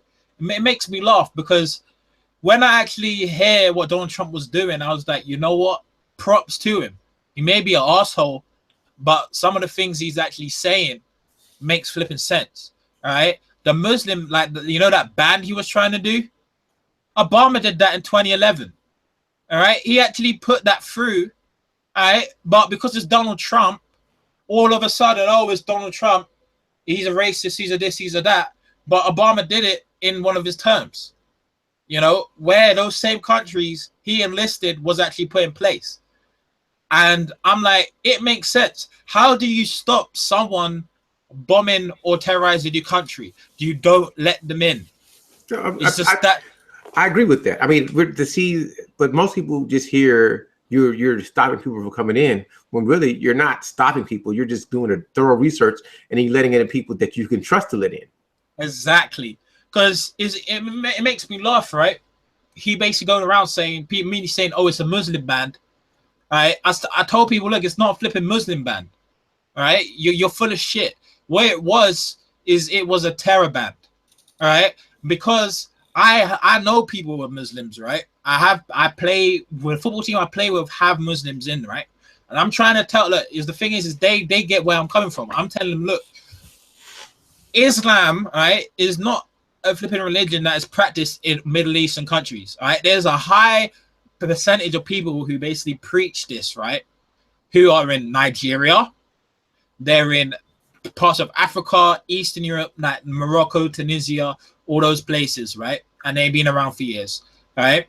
But how come they're not on the list of banned countries? It's because it's a terror band. That's what it is, not a flipping Muslim band. And this is why it just thinks to myself, I think just, hey, the world is like Europe. Well, Europe is probably going to be fine, right? But it's like rest of Europe, I'm not sure about because it's just so stupid to a point where political correctness has simply gone too flipping far to a point that it's getting people's lives and people killed. Well, let me play the devil's advocate. Yeah. You have some people that will listen to what you say or what I say or what somebody else says and just go with it. But what about the people who don't know, who are ignorant and just standing back and trying to figure it out? How would you say their view on Mr. Trump or any type of political figure would be when it comes to this situation? Wait, say that again. Sorry. Okay. You got people who they're cautious when it comes to politics, right? Yeah. And so they're not really looking at Donald Trump as good or bad. They're just looking at the situation. And what would you say to them when they're saying, okay, this is wrong? Because they're not looking at he's trying to stop terror. They're just looking at you're not letting people in. And they're not saying he's a villain, but they're not saying he's a hero. They're just curious about the intention. What would you say to them? I would just say to them, right, at the end of the day, right, is this person's actions and the things he wants to do saves lives. That's literally it. All right, because really the president, things like that, people who call the countries who are controlling the borders is to protect the people, right? Mm-hmm. So you need to think of it this way, is like, there's discrimination and all this shit, right? Or whatever they say, even though it's not discrimination, it's not even racist. You know, people saying, stuff about, You know, Muslims think it's not racist because Muslims are not a race, they're a religion, all right? So it's like, I told them, look, if you're going to do this type of thing, right, you got to understand there has to be checks put in place to basically save your ass. You know what I'm saying? For example, when people looked at the ban where they said, oh, it's 120, was it 120 days for this ban? They didn't say they were going to ban them forever. They just said, hey, we're just going to lock down the country so we can know what's happening inside. We get an idea, get feedback, and then things change. In the end of the day, both people win in the end of the day, because the people who feel, oh, they're not letting people in who should be coming in and shit is getting what they want, and the people who want the country safe are getting their one because it's going to be increased security and basically improved safety. For example, you know, ICE, I think ICE is now, and some new organization called ICE basically going into places trying to find illegal immigrants. You know, it's just, that's why I will basically say to them, because it's really about lives. It's not really about political correctness or whatever. It's people's lifestyle. The same way, you know, people got killed in Manchester, just literally down in my backyard, right? Is, in the end of the day, there's a whole bunch of people now saying, oh, I think that they're now reconsidering the travel ban because of this event, because of how horrific and how traumatic it was. So that's how I would basically point out to them. And I've actually said this to other people, and then their whole idea of how they see Trump or how they see these politicians or these so-called extreme things start changing, going out the window. Okay, so let me ask you this. So you seem to be pretty politically savvy about what's going on in the USA. If you were to grade President Trump on a to F scale right now, what would you give him overall? Based off now, I would say a C plus. Okay. I know. It's just weird. People think, oh, you know, this is crazy. No. If you take away, let's say, for example, Donald Trump didn't say all these stuff and he wasn't all this nonsense, right? All this unpolitically correct stuff, and it was just a little robot, right, who was just doing what he was doing to be programmed to do. All right. If people just, you know, had this little robot, he was doing everything he was going to do, right? He's doing everything. He's saying everything that should have happened with America a long time ago. All right. The travel ban should have happened a long time ago. 9/11 happened, right? That wasn't, I remember that day happened. I wasn't even an American. That stuff, that shit was scary to watch. All right. Then how come, all right, you got that, right? He wants to do that. All right. Travel ban. He's gonna find a different way, which I think he will do. All right. And what I generally think is, because this Manchester attack, I think a lot of people are going to start changing their minds in the US as well, because the UK has a strong relationship with the US, right? We're somewhat connected. All right. He said he wants to cut the welfare state. All right. Which I think he's done, right? Cutting Section 8 and whatever. I think that should have happened too, because there's a lot of lazy bums, right? Who just don't want to get off the arse and just want to get paid money. In life, you don't get paid. You're not own shit. Why the government's owning you shit, right? The only money who should be received, right, or the Section 8 or whatever, is people who cannot work, have physical problems or mental problems in regards of, and have actually been documented in medical documents and proven that they think those are the people who should be having these so-called benefits, right? Because the thing is, you got to understand is all this welfare stuff, right, is basically killing America's economy, putting them in a whole heap of debt. All right. Then the other thing as well is the illegal immigration. They had to put the wall up, right, which is stopping these Mexican immigrants basically coming in, right? These illegal immigrants coming over the border, which causes even more debt for that country, because now they have to pay for more mouths to feed or food stamps. And now you have these welfare anchor babies, because they're now born in America. They're now considered American citizens, even though they're born of illegal immigrants from another country or from Mexico. All right. So when you look at it in a grand plan, everything that Donald Trump's actually doing, what he says he wants to do, actually complements each other for the benefit of their country. That's why I will put him at a C plus. All right. I wouldn't put him any higher right now, because he has to do what he's basically saying, and he's Okay. pretty much doing. Okay. I will have to throw an argument at you. Yeah. I think, now this is just from my opinion, that the reason that America's economy is the way it is now is due to globalization more than Yeah, of course. more than it is by illegal immigration. That to me, and the wealth. Not saying that the welfare state is not impacting us fiscally and economically, but I think that's minuscule as far as businesses sending their manufacturing and production plants to different countries and producing materials at such a cheap rate and sending it here. So then the American workers don't have jobs, and that's what I believe is the number one thing. And Mr. Trump did say he was going to bring jobs back to America, and I want to see how that's going to happen with the fourth industrial revolution going on.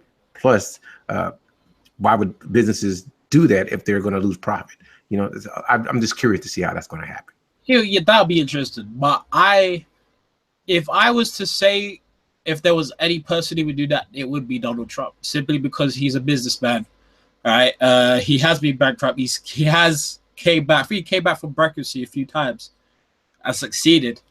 All right, you now have a businessman, a successful businessman in the White House, and you could go on. Now we're going to start a good argument because I like this. I mean, I'm personally, I have no problems with Donald Trump at all.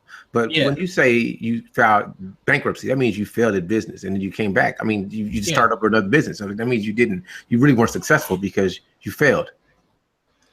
You know, the thing is like the things with the way I see with failure, right, is in life you're always gonna fail. Like there's gonna be times where you're gonna fail, right? And majority of the time, in the long run, those failures are just really not really failures. They're just learning experiences. That's how I really see things. It's like, because you're never gonna win everything all the time.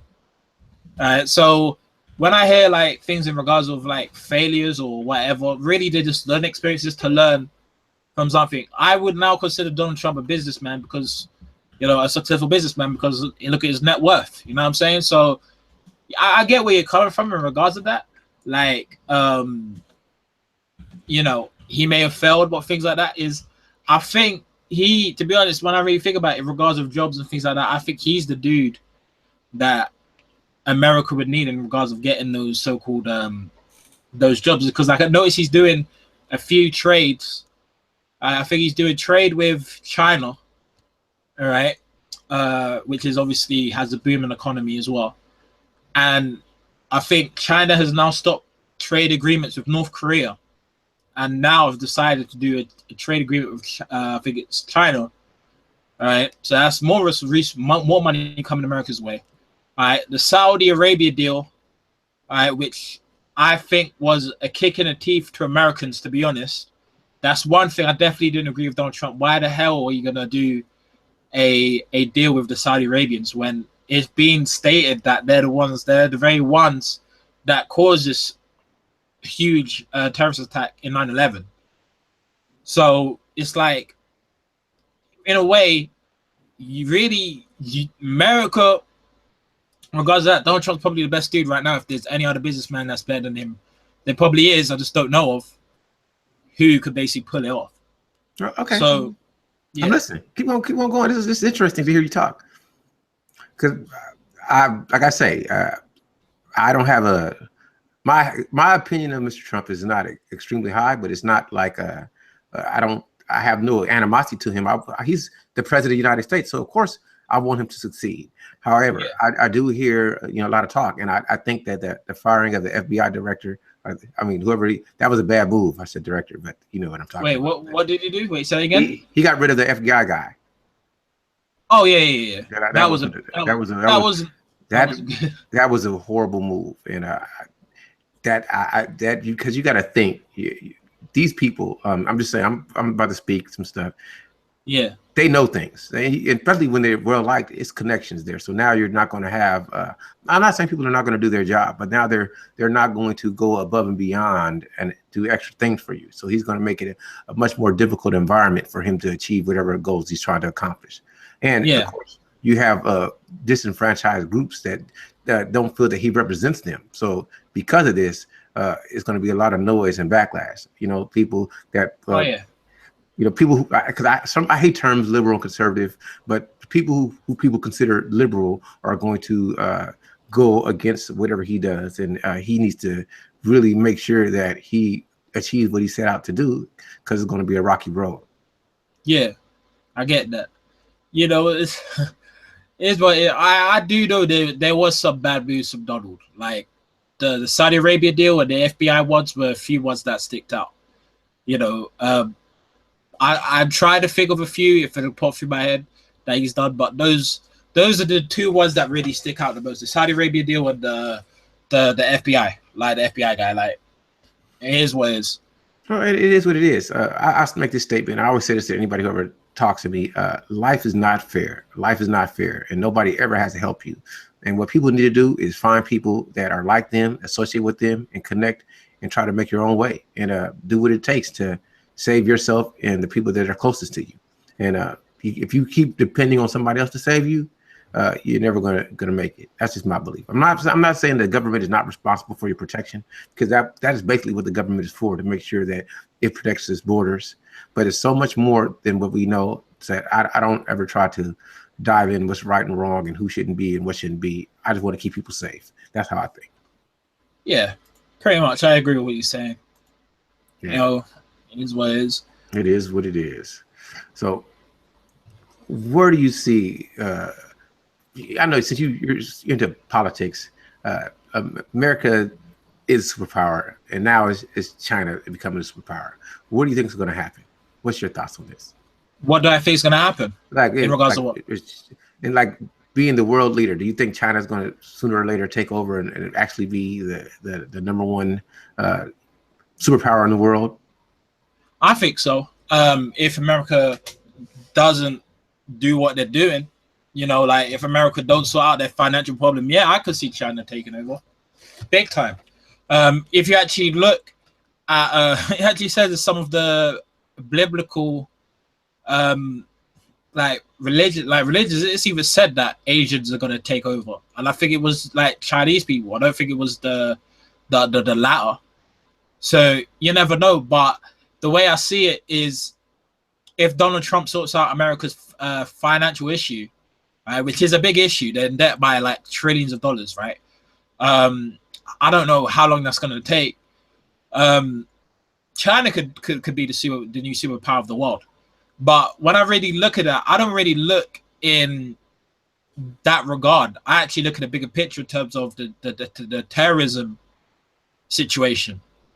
All right. The way I see it is, America is now joining arms with some of the most powerful military in the world now. You know, I don't know about the Russia. If it is the Russians, I don't know about the Russians. Like, I don't know if America's allies with Russia or whatever. I don't know. I can't really tell, because there's a certain things they'll be saying. Putin saying this, Trump saying this. I'm confused.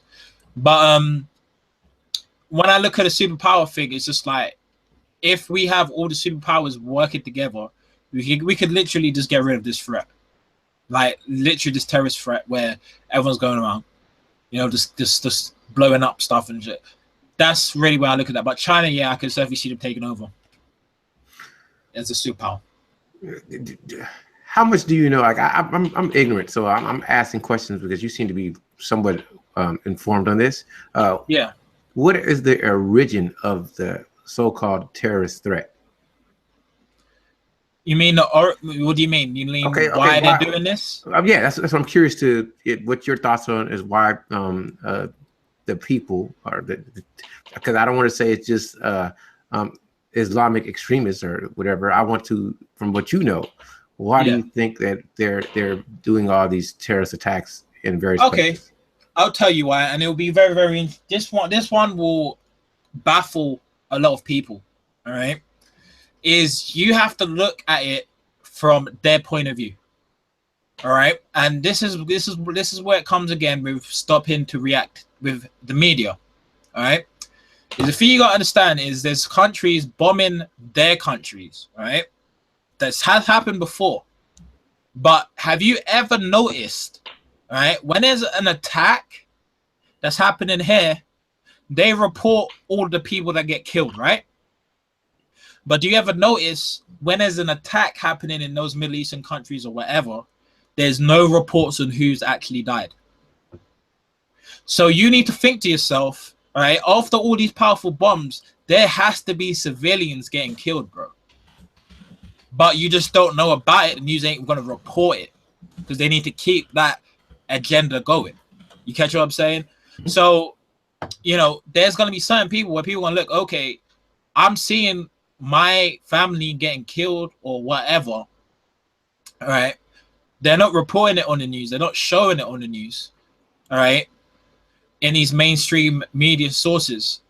So they're trying to cover it up because there is people getting killed. There was actually a officer, an American soldier. There's actually a YouTube video, I can't remember what it was, where they showed footage of AC-130s killing civilians. Right? Literally killing civilians who pose no threat to the so-called military of America. And it was out there, and you know, the guy had to come down, he had to talk about it, and yada yada. And this is going on, but the news ain't reporting it. Right? The evidence is on the internet, it's on the YouTube, whatever. That shit ain't Photoshop or edited, right? You just know it's real. Right? That's one side of the thing. So there's a lot of people who are just angry and outraged that really powerful countries are basically killing their sons and daughters and all this shit. All right. Then you have the radical part of it, where people are just interpreting their religion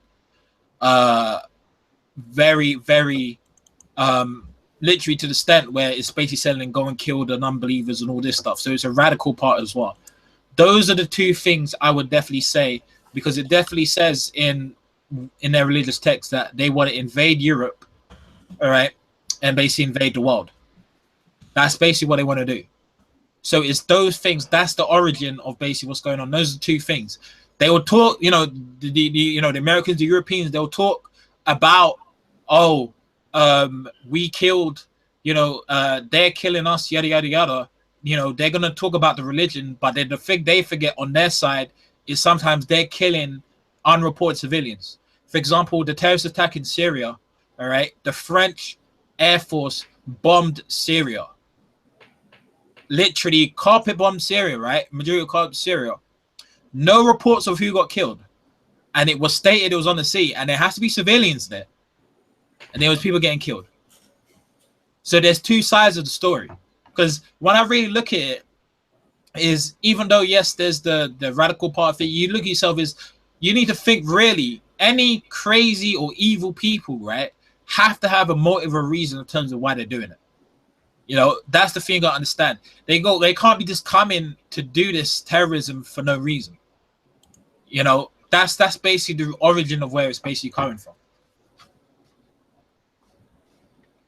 Interesting. Yeah. Your take is interesting. I need to do more research. So much I don't know, so I'm not going to speak heavily on it. It's always hard to say who's right and wrong, because if you win, you were I guess a freedom fighter, and if you lose, you're a terrorist and a rebel. So I'm never one to ever advocate hurting civilians or hurting innocents. Yeah. But I've never been in that situation where I felt so that I'm conscious of, where I felt so oppressed that I had to strike out violently. But most likely people feel like that. So it's crazy. It's crazy, man. That's literally the situation we're in, man. That's literally the situation we're in. That's what I genuinely believe is what is causing this thing to happen. No one is really in the right or the wrong. That's how you got to see it.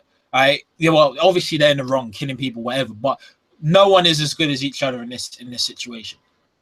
Because I'm sure that there's civilians basically getting killed in those countries, and they're completely innocent people. Can tell you that for sure. Man, I'm gonna say this because my empathy just kicked in for a little bit, and I'm always sad to hear people die. Like, I don't want to see anyone die that doesn't need to. And like you guys had that recent situation at the concert, and I'm sad for everybody who was hurt, and that was a horrible thing. However, other than, like you say, stopping the borders, you can stop outside sources, like outside people, but you still have people that are already in the Inside. country. Yeah, and Yeah. that's the part that's hard. How do you stop? Now, this is why Brexit was important, right? Is they are. This is why they were bringing in these like letters and stuff to basically get a gist of what is going on. Like, for example, they need documentation and proof of people basically living here, what origin. I know that has to be the reason they're doing this. Because when I spoke to my mum, she's lived in this country longer than I have because she immigrated from Trinidad. She said that it's been a very, very long time since England has done this. So I'm thinking to myself, okay, this is clearly a security measure. They want to know what's going on. They want to get as much intel as possible. They want to know ethnicities. They want to know backgrounds. They want to know everything now. And they're just going to do it through your consent by basically consenting through this phone call. All right. And that's basically what is going on. That's how they're going to crack it down. All right. And they're basically going to raid. That's why you might notice there's a lot of raids. Anyway, you don't know. Is basically there's a lot of people doing raids now. The British force is actually raiding a lot of places now who are linked to these type of things as well. So that's how you got to really look at it. But the person we need to get rid of is probably our mayor of London as well. But I don't even want to talk about that. It's I could do a whole 3-hour stream on that shit. Man. So do you invest your money? Yeah, I invest my money, but I invest in items. In what? For example, I invest in items like, for example, how can I put it? Commodities? You could say that, like things that will benefit me in the long run and will also make me more money. That's how I invest. For example, like my personal training business, the equipment I have for my personal training business, I think cost about maybe £200, maybe £115. And that £115 gear could make me potentially 80,000 to 90,000 if I just get my business right, or just know how to basically get customers in, get them to do what they need to do in regards to that. Same thing in regards of me going to seminars and basically getting paid for doing it. Mm-hmm. That's really it. I look in ways of basically finding multiple streams of passive income. Once you understand that, you don't have to work a day in your life again.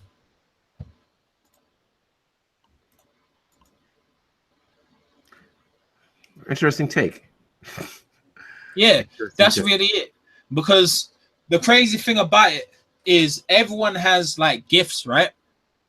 And if you understand those gifts and you hone those gifts, you can make your own business as long as the product's good. That's all really business is about, is if you have a good product and it's something that hasn't been outsourced, you making money.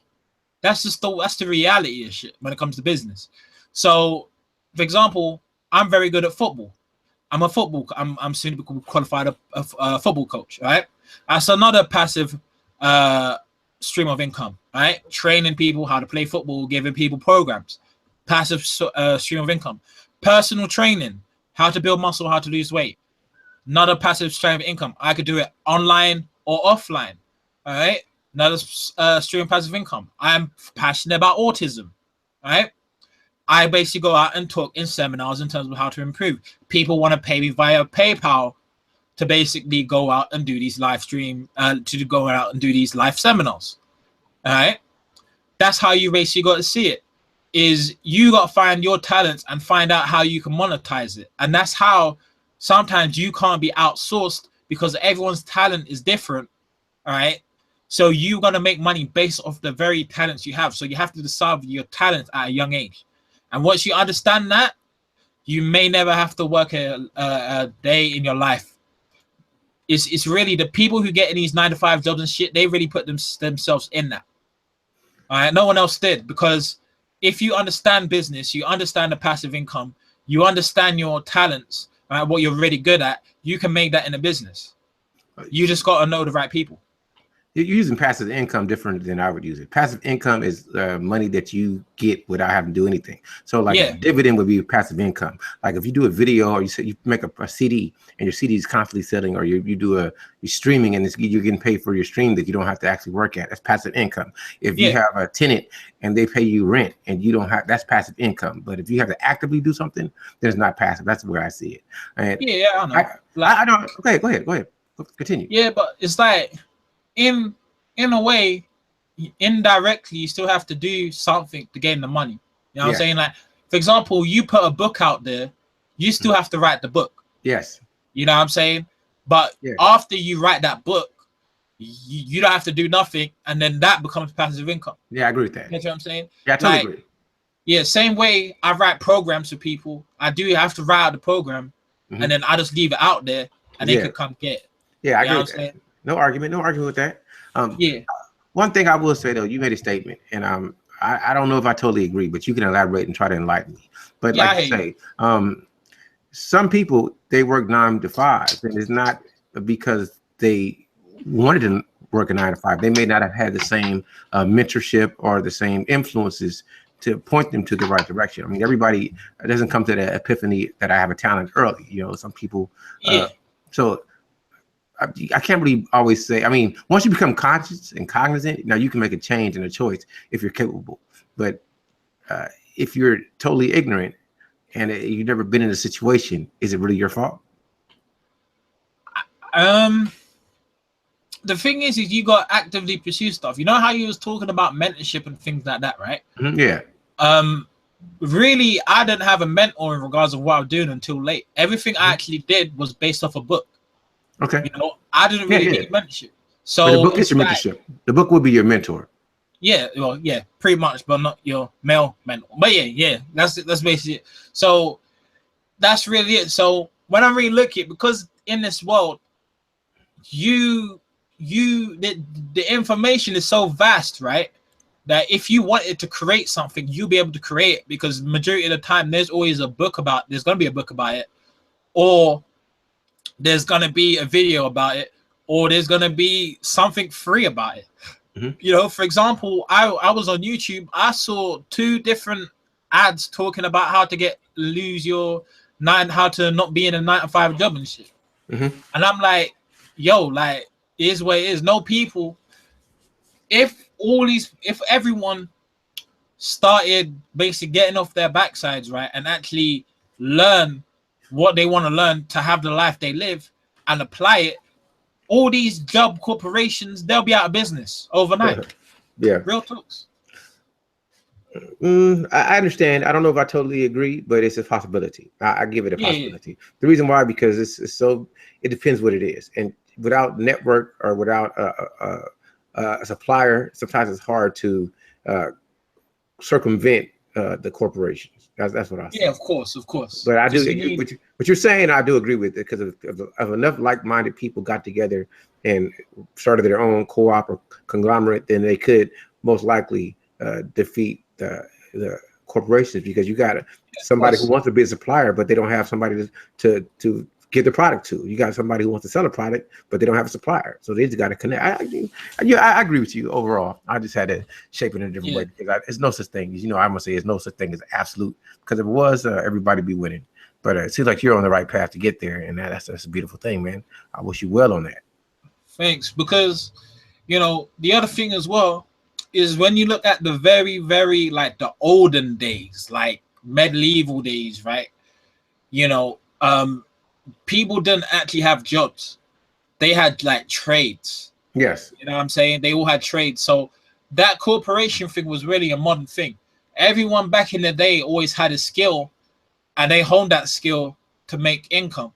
That's in almost every single probably history book. All right. That's very, very, like, probably 100 years, 1,000 years. I don't know. Even in the biblical books, all right. I think it's even in the Torah, right? It tells you to do that. Muslims as well, even I think Christianity as well, various things like that. So yeah. Well, I got opposite of that too. I think back in the day, people didn't have choice, and today we have Yeah, of choice. course. Like before, if your father was a carpenter, you were going to be a carpenter. So even if you had a skill to do something else, you had to find somebody that would take you as an apprentice, so you can learn the skill to make money off of it. I mean, I think it was only the elite that had the opportunity to do something that was uh, creative. You know what I mean? So the regular person was toiling, and now we're in. I'm gonna say something wrong, but now we're in the age of wage slavery, where people get caught up in 9 to 5s because they don't know any other way, even though the opportunities are there. But it's you get so caught up in the system, you want to fit in the system. And next thing you know, Yeah. you accept it as a way of life. And this is just my subjective opinion. I need to do a lot more research before I can actually do a great analytical assessment of it, but that's kind of what I see from the outside observing. And most people, they're happy to live in their herd life. They're happy to follow the robots and do what everybody else does. That's just my belief. Yeah, pretty much. Sometimes they how can I explain it? They want they want the certainty in life. Yes, I They agree don't with want that. to change. So that's why they'll just go for the paycheck every month after month. Because business is a completely different thing. It's like there's going to be times where you're going to have bad days. There's going to be good days. It's not always your pay is not always going to be consistent. So you have to basically adapt off the stimulus that you're basically being presented to you at real time. So that's the difference between 9 to 5 and so-called thing. But anyway, actually I need to go to the toilet. I'll actually catch you later. What I'll do is I will mirror this video and basically I'll promote the video and I'll just put um your channel and hopefully you'll probably get more subscribers to basically come your way and people basically check out your content. Yeah, go on. Oh, it was fun, man. I just enjoyed it. For me, it was just a chance to talk to you and learn a little bit about how the way you think and learn some stuff about London. I look forward to going there one day, and hopefully we can connect. Yeah, we can, man. I am open for it. Because I saw you at the I was on O'Shea. Oh yeah, it was O'Shea. That's how you knew me. Because I think it was through O'Shea live stream. Solo TV's live stream. Yeah, solos.